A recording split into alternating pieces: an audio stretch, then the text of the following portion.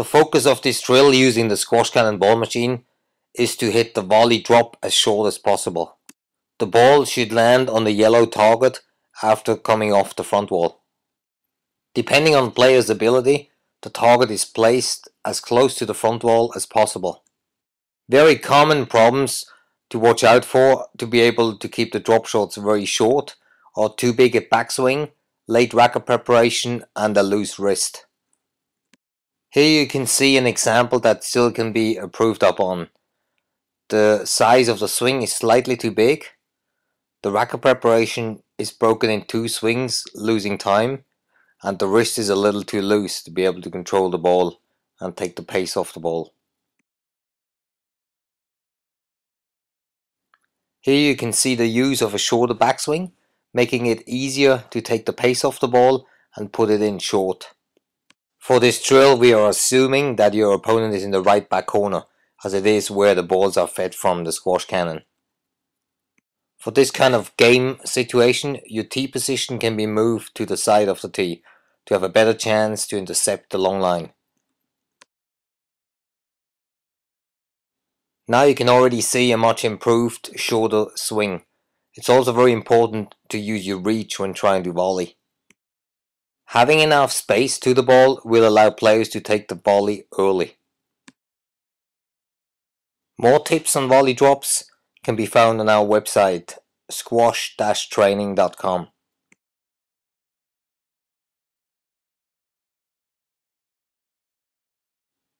Also try to vary the speed and height settings for the volley drop frequently. Getting too close to the ball often leads to hitting the volley too late, adding extra pace to the ball, or it coming back to the middle. As the game gets faster and faster, I would focus on using mostly an open stance in the middle of the court, but as always, try to learn it on both legs.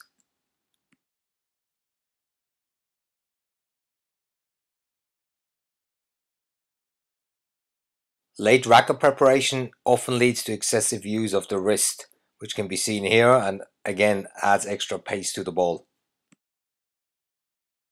Timely racket preparation is needed to maintain a stable wrist and to be able to use a follow through.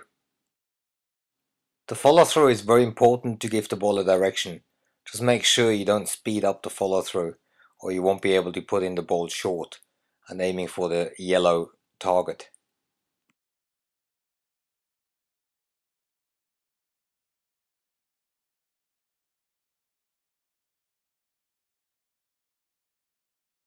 Another very common problem is to use the wrist only to play the shot, which again adds too much speed to the swing besides a greater error rate.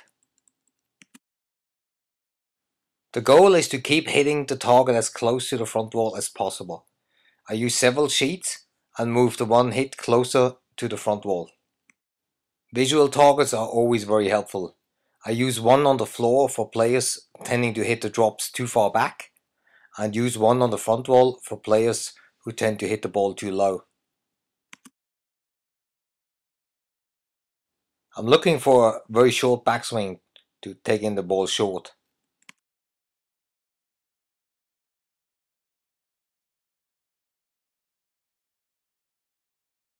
Again, have students work on using their reach to cut off the ball.